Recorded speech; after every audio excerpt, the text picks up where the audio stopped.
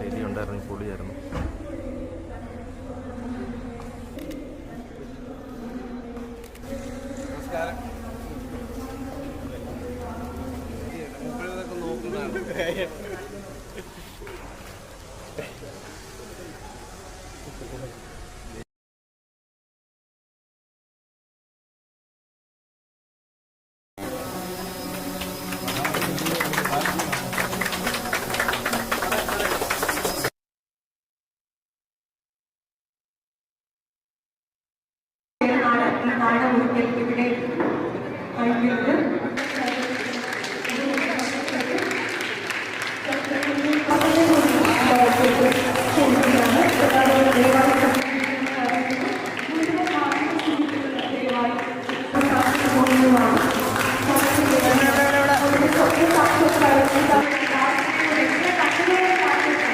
നിങ്ങൾ സ്നേഹത്തോടുകൂടി ഇവിടെ ജീവിക്കാനും സന്തോഷത്തോടുകൂടി ജീവിക്കാനും വേണ്ടിയിട്ടാണ് ഈ കെട്ടിടം ഞാൻ നിങ്ങൾക്ക് വേണ്ടി പണി കഴിപ്പിച്ചത്. ഇത് ആരുടെ കയ്യിൽ നിന്നും ഒരു നന്ദി പ്രതീക്ഷിച്ചിട്ടോ അതല്ല ഇതിനൊരു പേരെടുക്കാനോ അല്ല ഞാൻ ചെയ്തിട്ടുള്ളത്. ഞാൻ നിങ്ങളെ മുമ്പ് വന്ന് കണ്ടപ്പോൾ നിങ്ങളുടെ താമസവും ദുഃഖവും മനസ്സിലാക്കിക്കൊണ്ട് നിങ്ങൾക്ക് വേണ്ടി പണി കഴിപ്പിച്ചതാണ്. അപ്പോൾ ഈ അമ്മമാരൊക്കെ ശരിക്കും നോക്കണം, ഇവർക്ക് ഭക്ഷണം ശരിക്കും കൊടുക്കണം, ഇവർക്ക് എന്തെങ്കിലും അസുഖങ്ങൾ വന്നാൽ അപ്പം തന്നെ ചികിത്സിപ്പിക്കണം. അത് നിങ്ങളുടെ കയ്യിൽ ഞാൻ പറയുന്ന ഒരു അമാനത്താണ്. ഈ സൗകര്യം എപ്പോഴും നിലനിർത്തണം. ഈ ബിൽഡിങ് നന്നായിട്ട് നിലനിർത്തണം. അതിനുവേണ്ടി ഈ ബിൽഡിങ്ങിൻ്റെ ഇലക്ട്രിസിറ്റിയും മെയിൻ്റനൻസിനു വേണ്ടി എല്ലാ മാസവും ഞാൻ 1 ലക്ഷം രൂപ വീതം തരുന്നതാണ്.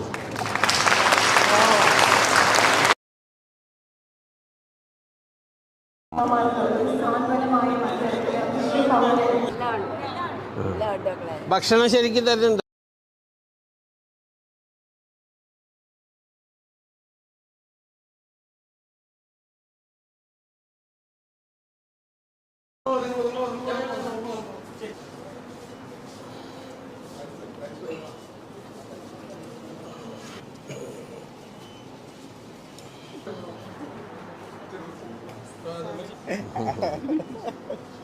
സന്തോഷമായിട്ട് ഇവിടെ കറിയൊന്നും വേണ്ട. സന്തോഷല്ലേ ഇത് കറിയുണ്ട് കേട്ടാ.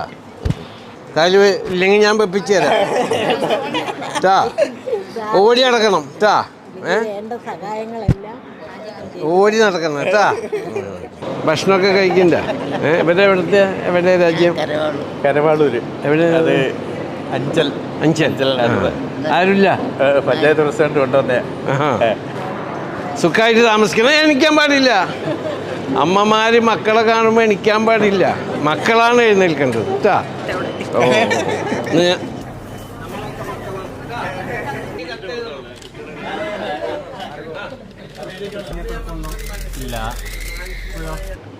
അന്ന് 5 കൊല്ലം മുമ്പ് ഇവിടെ വന്നപ്പോൾ അമ്മമാരുടെ സ്ഥിതി വളരെ പരിതാപകരമാണെന്നും അവർക്ക് എന്തെങ്കിലും സഹായം ചെയ്യണമെന്നും പലരും പറഞ്ഞതിൻ്റെ അടിസ്ഥാനത്തിൽ ഞാൻ ഇവിടെ വരികയും അവരെ കാണുകയും അവരുടെ സ്ഥിതി മനസ്സിലാക്കുകയും ചെയ്തപ്പോൾ അദ്ദേഹത്തിന് ചെയ്യാവുന്ന മാക്സിമം അദ്ദേഹവും കുടുംബവും ചെയ്യുന്നുണ്ടെങ്കിലും അവർക്ക് നല്ലൊരു ബിൽഡിംഗ്, താമസം, സൗകര്യം.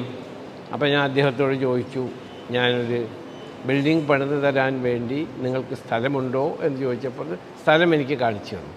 നേരത്തെ പറഞ്ഞ മാതിരി മാസം ഇലക്ട്രിസിറ്റി മെയിൻ്റനൻസ് 1 ലക്ഷം ഉറുപ്പിക വരും. അപ്പോൾ ഞാൻ അദ്ദേഹത്തിനോട് പറഞ്ഞ ആ മാസം വീതം 1 ലക്ഷം ഉറുപ്പിക അദ്ദേഹത്തിൻ്റെ അക്കൗണ്ടിലേക്ക് വരുന്നതാണ്. അത് എൻ്റെ മരണശേഷവും വരാനുള്ള പരിപാടി ചെയ്തിട്ടേ ഞാനിപ്പോൾ ഇവിടെ വരുന്നത്, എഴുതി വച്ചിട്ട്. ഇതും എൻ്റെ ഹൃദയത്തിൽ നിന്നാണ് ചെയ്തിട്ടുള്ളത്. എൻ്റെ എല്ലാ ചാരിറ്റി പ്രവർത്തനവും ഞാൻ എൻ്റെ ഹൃദയത്തിൽ നിന്നാണ് ചെയ്യുന്നത്. അത് മനുഷ്യരുടെ കയ്യിൽ നിന്ന് ഒരു നന്ദിയും പ്രതീക്ഷിക്കാൻ പാടില്ല. ദൈവത്തിൽ നിന്ന് കരുണ പ്രതീക്ഷിച്ചിട്ടാണ് ചെയ്യുന്നത്. ലിസ്റ്റിൽ പേരിന് വേണ്ടിയിട്ട് ചെയ്യുന്ന ചാരിറ്റി അത് ചെയ്യുന്നവർ ചെയ്തോട്ടെ. പക്ഷെ ഞാൻ അങ്ങനെ എനിക്ക് ലിസ്റ്റിൽ പേര് വരണമെന്നോ അല്ലെങ്കിൽ അതുകൊണ്ട് എനിക്കൊരു ബഹുമതി കിട്ടണമെന്നോ അതുകൊണ്ട് എനിക്ക് പത്രത്തിൽ പേര് വരുന്നോ ഒരു ആഗ്രഹമില്ല. ഈ കാര്യത്തിനുമില്ല. എൻ്റെ പേരുണ്ടോ ഇല്ലേ എന്നുള്ള വിഷയമല്ല, ഞാൻ ചെയ്യുന്നുണ്ടോ എന്നാണ് ഇഷ്യൂ. അതെനിക്ക് എൻ്റെ സാറ്റിസ്ഫാക്ഷൻ അനുസരിച്ച് ഞാൻ ചെയ്യും. അത് കുറേ പാടി പുകഴ്ത്തിയിട്ട് ഒരു കാര്യമില്ല. അതിലൊരു നിലനിൽപ്പുണ്ടെന്ന് വിശ്വസിക്കുന്നവനല്ലേ ഞാൻ കച്ചവടക്കാരൻ എന്നുള്ള പേരിൽ അറിയപ്പെടാനാണ് ഞാൻ ആഗ്രഹിക്കുന്നത്. ആ നിലയ്ക്കാണ് എന്നെ അറിയപ്പെടുന്നതും. പിന്നെ പുള്ളി ചോദിച്ചത് അതെന്താണെന്ന് വെച്ചാൽ അച്ഛന്മാർ ഇപ്പോൾ അമ്മമാരെ മാത്രം ഇവിടെ താമസിപ്പിച്ച് അവിടെ അച്ഛന്മാരെന്ത് ചെയ്യുന്നു? ഇതേമാതിരി ബിൽഡിംഗ് ഞാൻ അച്ഛന്മാർക്ക് വേണ്ടിയിട്ടും പണിയുന്നതാണ്. അതിനുള്ള സ്ഥലമൊക്കെ കണ്ടുപിടിച്ച്. സാറിനോടുള്ള ഞങ്ങളുടെ കടപ്പാട്, ഞങ്ങൾക്കൊന്നും സാറിന് വേണ്ടി കൊടുക്കാനില്ല, പ്രാർത്ഥന മാത്രമേ ഉള്ളൂ. എല്ലാവരുടെയും പ്രാർത്ഥന. ഇത് വലിയ സൗകര്യങ്ങളാണ്, നിങ്ങളെല്ലാം കയറി കണ്ടതാണ്, ഇനിയും കാണാം. ഇതൊരു അത്ഭുത മന്ദിരമാണ്. ഇത് അമ്മമാരുടെ സ്വർഗമാണ്. ആ സ്വർഗത്തെ ഈ ഗാന്ധി ഭവന് സമ്മാനിച്ച സാറിന് വേണ്ടി ഞങ്ങൾ പ്രാർത്ഥിക്കുന്നു. സാറിൻ്റെ ടീമിനോട് കടപ്പാടറിയിക്കുന്നു. പല ഘട്ടങ്ങളിലായി സാർ 7 കോടിയിലധികം രൂപ ഗാന്ധി ഭവന് സമ്മാനിച്ചു. എനിക്കാണെങ്കിൽ അച്ഛനില്ല, അമ്മയില്ല, സഹോദരനില്ല, ഒറ്റത്തടിയായി. പക്ഷേ ഭൂമിയിൽ ഇങ്ങനെയും ഒരുപാട് പേർ ജീവിക്കുന്നുണ്ടെന്ന് എൻ്റെ ഭാര്യയും എൻ്റെ മകനും അറിയണം. കൂടെ അവരെ അത് ഓർമ്മിപ്പിച്ചുകൊണ്ടേയിരിക്കണം എന്നുള്ള ഉദ്ദേശത്തിലാണ് ഞാൻ പോകുമ്പോഴൊക്കെ ഗാന്ധി ഭവനിലേക്ക് എൻ്റെ കുടുംബത്തെ കൊണ്ടുപോകുന്നത്. ഇപ്പോൾ എന്ന് പറഞ്ഞാൽ ഗാന്ധി ഭവൻ എന്ന് പറഞ്ഞാൽ എൻ്റെ ഒരു വീട് പോലെയാണ്. അതിൻ്റെ സാരഥിയായ ഡോക്ടർ സോമരാജൻ സാറായാലും ശരി, അദ്ദേഹത്തിൻ്റെ സഹധർമ്മിണി ആയാലും ശരി, മകൻ അമലായാലും ശരി, എല്ലാ പേരും എൻ്റെ കൂടപ്പിറപ്പുകളാണ്. അമൽ എന്നെ സർ എന്നെ വിളിക്കും. ഞാൻ ഒരു 100 വട്ടം പറഞ്ഞു അമലെ എന്നെ ചേട്ടാന്നേ വിളിക്കാവൂ. പക്ഷേ ഞാൻ ചേട്ടാന്ന് തന്നെയാണ് വിളിക്കുന്നത്, കരുതിക്കൊണ്ടാൽ മതി എന്ന് പറയും. പക്ഷേ അയാൾ എന്നെ സാറെന്നേ വിളിക്കും. വിളിച്ചാൽ ഉടനെ നമസ്തേ പറയും. അതൊക്കെ എന്താ പറയുക, അച്ഛനിൽ നിന്ന് കിട്ടുന്ന പാരമ്പര്യ ഗുണങ്ങളാണ്.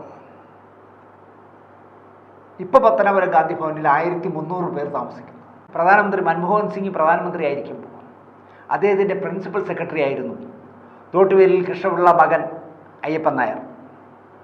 എത്ര പേർക്ക് ഈ തോട്ടുവേലിൽ കൃഷ്ണപിള്ള മകൻ അയ്യപ്പൻ നായരെ അറിയാമെന്ന് എനിക്കറിയില്ല.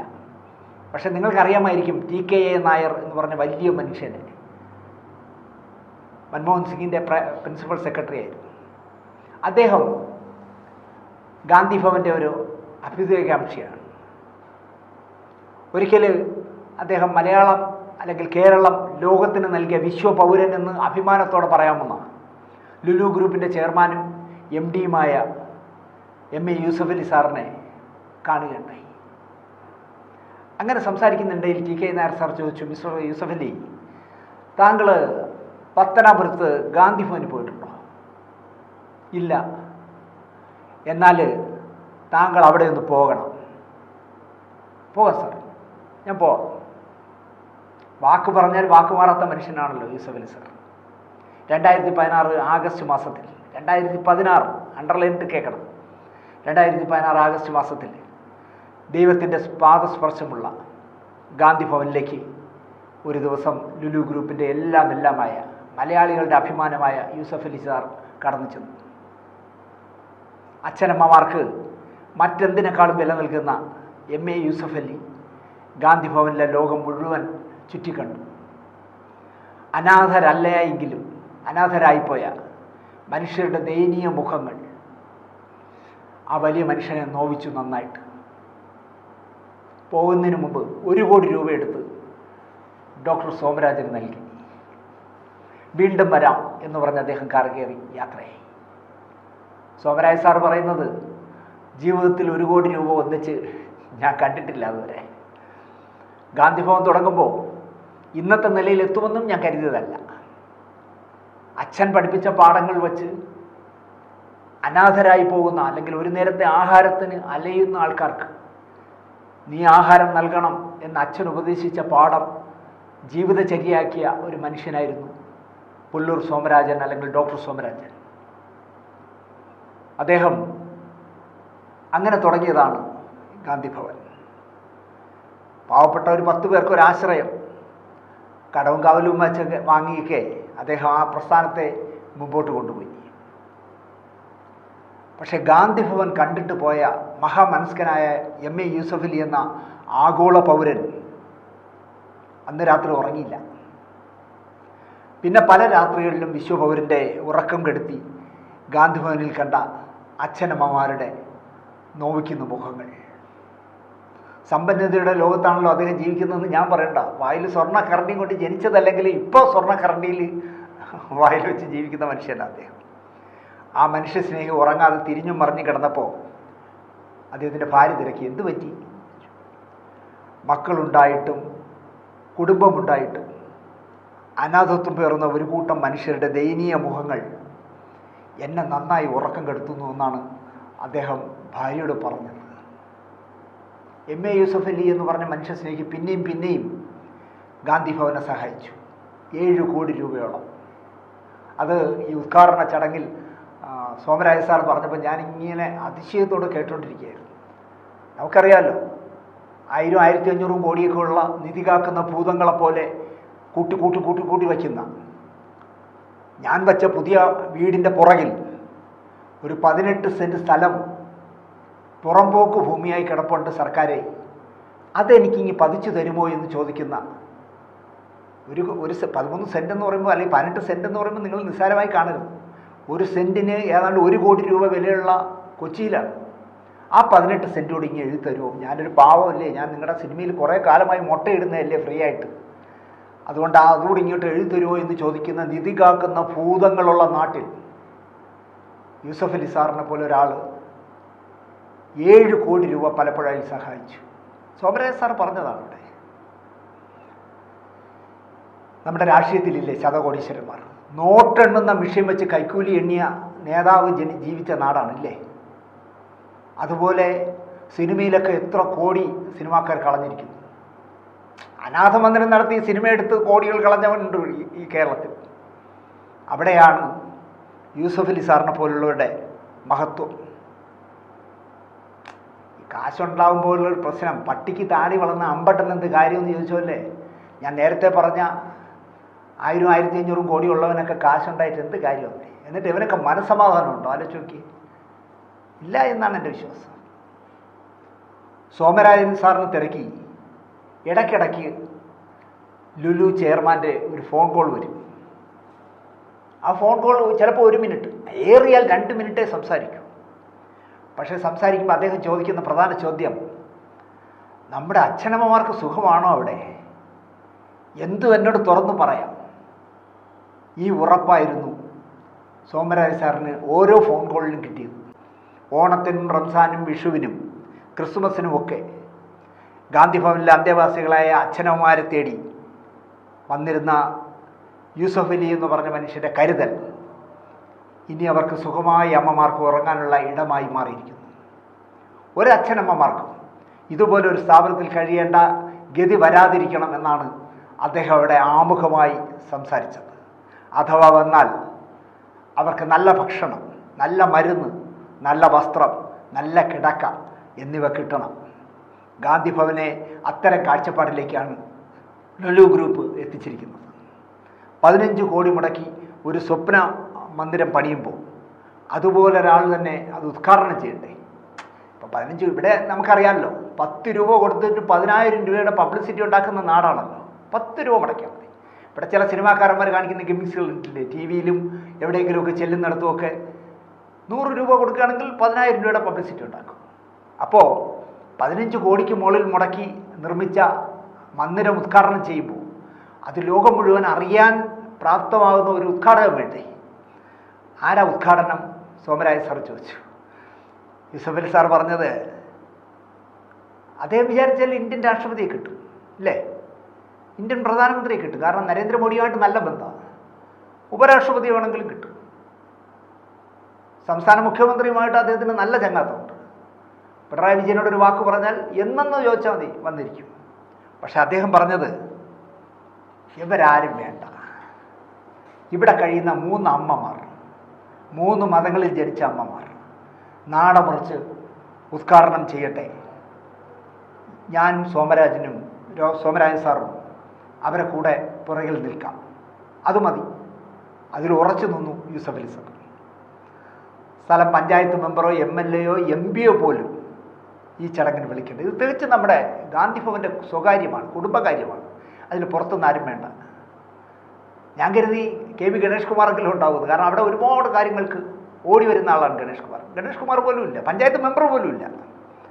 നവംബർ 17-ാം തീയതി, വൃശ്ചികം 1-ാം തീയതി വ്യാഴാഴ്ച ഉച്ചയ്ക്ക് 2 മണിക്ക് ഉദ്ഘാടനം എന്ന് തീരുമാനിച്ചു. തികച്ചും ഗാന്ധി ഭവൻ കുടുംബത്തിലെ അംഗങ്ങൾ മാത്രം സാന്നിധ്യം. ഈ കെട്ടിടത്തിൻ്റെ മുൻവശത്ത് സ്ഥാപിച്ചിരുന്ന വലിയ ഒരു ഫലകമുണ്ട്, കൊത്തുപണികളുള്ള ഒരു ഫലകം. അത് കർട്ടൻ വലിച്ച് സോമരായ സാർ ഉദ്ഘാടനം ചെയ്തു, അല്ല യൂസഫ് അലി സാർ ഉദ്ഘാടനം ചെയ്തു. എന്നിട്ട് അകത്തേക്ക് വന്നു, ആ കർട്ടൻ നീക്കിയിട്ട് അകത്തേക്ക് വന്നു. വാതിൽ തുറക്കുമ്പോൾ അദ്ദേഹം സുസ്മേരവദനായി തൊഴു കൈയോടെ 2 വശത്തും ഇരിക്കുന്ന എല്ലാ അമ്മമാരെയും നോക്കി തൊഴുതു. എന്നിട്ട് അതൊരു രസം എന്താണെന്ന് ചോദിച്ചാൽ, ഇവിടെ ഓരോരുത്തന്മാരെ എന്തിനെങ്കിലുമൊക്കെ വിളിച്ചാൽ വരുന്നത് നിങ്ങൾ കേട്ടിട്ടില്ലേ? കോട്ടും സൂട്ടും ഒക്കെ ഇട്ട് പത്രാസ് കാണിക്കാനാണല്ലോ ശ്രദ്ധിക്കുന്നത്. ഇതൊരു മുണ്ടും ഷർട്ടും, വെള്ള സ്ട്രോപ്പുള്ളൊരു വാച്ച്, വെള്ള ഷൂ, ഇത്രയേ ഉള്ളൂ. കയ്യിലോ പോക്കറ്റിലോ വേറെ ഒന്നുമില്ല. അദ്ദേഹം കടന്നു വന്നു. തങ്ങളുടെ കാണപ്പെട്ട ദൈവത്തെ കണ്ട പോലെ അമ്മമാർ അവശത മറന്ന് എണീറ്റ് നിന്ന് തൊഴുതു. എണീക്കരുത്, എണീക്കരുത്. അമ്മമാർ മക്കളെ കണ്ടാൽ എണീക്കാൻ പാടില്ല. മക്കളാണ് അമ്മമാരുടെ മുന്നിൽ എണീക്കേണ്ടതും തൊഴേണ്ടതുമൊക്കെ. തൊഴുകൈകളുമായി ഓരോ അമ്മമാരുടെയും അടുത്തേക്ക് ചെന്ന് അദ്ദേഹം കുശലം ചോദിച്ചു. അവർക്ക് ഓരോരുത്തരുടെയും സ്നേഹമുദ്ര പോലെ അവരുടെ നെറ്റിയിൽ ഓരോ ഉമ്മ വെച്ചു. 3 അമ്മമാരെ നാടമുറിക്കാനായി ലുലു ചെയർമാൻ്റെ മുന്നിലേക്ക് എത്തിച്ചു. അമ്മണി, ഹൗസത്ത് ബീവി, പൊന്നമ്മ, ഭാഗ്യം ചെയ്ത അമ്മമാരെന്ന് ഞാൻ പറയും. 3 ചേർന്ന് നാടമുറിച്ചു. വീൽ ചെയറിൽ മാലതിയും ബേബി സുജാത എന്ന് പറഞ്ഞ് 2 അമ്മമാരെ കൊണ്ടുവന്നു. നടക്കാൻ കഴിവില്ലാത്ത 2 അമ്മമാരെ കൊണ്ടുവന്നു. അതിലൊരു വീൽ ചെയറിൻ്റെ ഹാൻഡിലേക്ക് യൂസഫ് അലി സാറും അടുത്തതിൽ സോമരായ സാറും പിടിച്ച് അവരെ 2 പേരെയും അടുത്തുള്ള ഒരു മുറിയിലേക്ക് ഉരുട്ടിക്കയറ്റുന്നിടത്ത് ഉദ്ഘാടനം അവസാനിച്ചു. നേരെ മീഡിയ റൂമിലേക്ക് ചെല്ലുന്നു. പത്രക്കാരെ കാണുന്നു. ഈ ഗൃഹപ്രവേശനത്തെക്കുറിച്ച് വളരെ ചുരുങ്ങിയ വാക്കുകളിൽ അദ്ദേഹം സംസാരിക്കുന്നു. എല്ലാവർക്കും നമസ്തേ പറഞ്ഞിട്ട് അദ്ദേഹം വീണ്ടും നേരത്തെ കാറിൽ കയറുന്നു.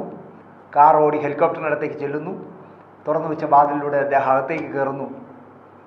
രഥത്തിൽ കറങ്ങി കറങ്ങി കറങ്ങി കറങ്ങി കറങ്ങി ആ ഏരിയ മുഴുവനുള്ള മണ്ണും പുകയും ഇങ്ങനെ പൊടിയും ഒക്കെ ഇങ്ങനെ അടുപ്പിച്ചുകൊണ്ട് പൊടിപടലം സൃഷ്ടിച്ചുകൊണ്ട് പതിയെ പതിയെ പതിയെ പതിയെ പതിയെ പതിയെ ഹെലികോപ്റ്റർ മുകളിലേക്ക് ഉയർന്ന് ഞാനിങ്ങനെ നോക്കി നിൽക്കുക ജനാല വഴി. ഉയർന്ന് ഇങ്ങനെ ആകാശത്തേക്ക് പോയി ഒരു കൃഷ്ണപ്പരുന്ത് പറന്നു പോകുന്നത് പോലെ പറന്ന് പറന്ന് പറന്ന് പറന്നുകൊണ്ട് ആ മനസ്സാക്ഷിയുള്ള ഹൃദയാലുവായ വലിയ മനുഷ്യനെയും കൊണ്ട് ആ ഹെലികോപ്റ്റർ കൊച്ചിയിലേക്കോ തൃശ്ശൂരിലേക്കോ യാത്രയായി. ഞാൻ ആത്മാർത്ഥതയോടെ പറയും, നന്മ മരം എന്നൊക്കെ നമ്മൾ പലരും പറയാറുണ്ട്, വിശ്വപൗരനെന്നും നമ്മൾ പലരും പറയാറുണ്ട്. വിശ്വപൗരനായ ഒരു നന്മ മരത്തെ ആത്മാർത്ഥതയുള്ള പുഞ്ചിരിയോടെ എല്ലാവരെയും സമന്മാരായി കണ്ട് എല്ലാവരോടും ഹൃദയാലുവായി പെരുമാറുന്ന ആ വലിയ മനുഷ്യനെയും കൊണ്ട് ആ ഹെലികോപ്റ്റർ പറന്നു പോകുമ്പോൾ സത്യമായിട്ടും ഞാൻ പ്രാർത്ഥിച്ചത് ഇനിയും ഒരു 100 വർഷം ഈ യൂസഫ് അലി സാർ എന്ന് പറഞ്ഞ മഹാമനസ്കൻ ഈ ഭൂമിയിൽ ഉണ്ടാകട്ടെ എന്നായിരുന്നു. കാരണം അവശത അനുഭവിക്കുന്ന, ആശ്രിതരില്ലാത്ത, ആശ്രിതരുണ്ടെങ്കിലും അനാഥരായിപ്പോയ നൂറുകണക്കിന് പേരുടെ കണ്ണീരിൻ്റെ വിലയറിഞ്ഞുകൊണ്ട് 5 കോടി രൂപ തന്നാൽ ഇവർക്ക് താമസിക്കാൻ മാന്യമായൊരു കെട്ടിടം കെട്ടാമോ എന്ന് ചോദിച്ച മനുഷ്യൻ 15 കോടിക്കും 16 കോടിക്കും ഇടയിൽ ഒരു തുക ചെലവാക്കി 250 പേർക്ക് ജീവിക്കാൻ ഒരു മഹാസൗധം പണിതു കൊടുത്ത ആ മനസ്കനെ, ആ വിശാല ഹൃദയനെ എത്ര പ്രാർത്ഥിച്ചാലും മതിയാകില്ല. അദ്ദേഹത്തിന് വേണ്ടി ഈ പ്രോഗ്രാം കാണുന്ന നിങ്ങൾ ഓരോരുത്തരും അദ്ദേഹത്തിൻ്റെ ആയുസ്സിനും ആരോഗ്യത്തിനും വേണ്ടി പ്രാർത്ഥിക്കണം എന്ന് മാത്രം പറഞ്ഞുകൊണ്ട് ഇതിൻ്റെ ഒരു 2ാം ഭാഗം എനിക്ക് പറയാനുള്ള, എൻ്റെ പേഴ്സണൽ കാര്യങ്ങൾ അടക്കം പറയാനുള്ള ഒരു 2ാം ഭാഗമുണ്ട്. അത് അടുത്ത് ചെയ്യാം എന്ന് മാത്രം പറഞ്ഞുകൊണ്ട് യൂസഫ് അലി സാറിനും സോമരാജ സാറിനും ആയുസ്സും ആരോഗ്യവും ദൈവം കനിഞ്ഞ് നൽകട്ടെ എന്ന് പ്രാർത്ഥിച്ചുകൊണ്ട് ഈ എപ്പിസോഡ് ഇവിടെ അവസാനിപ്പിക്കുന്നു. നന്ദി, നമസ്കാരം.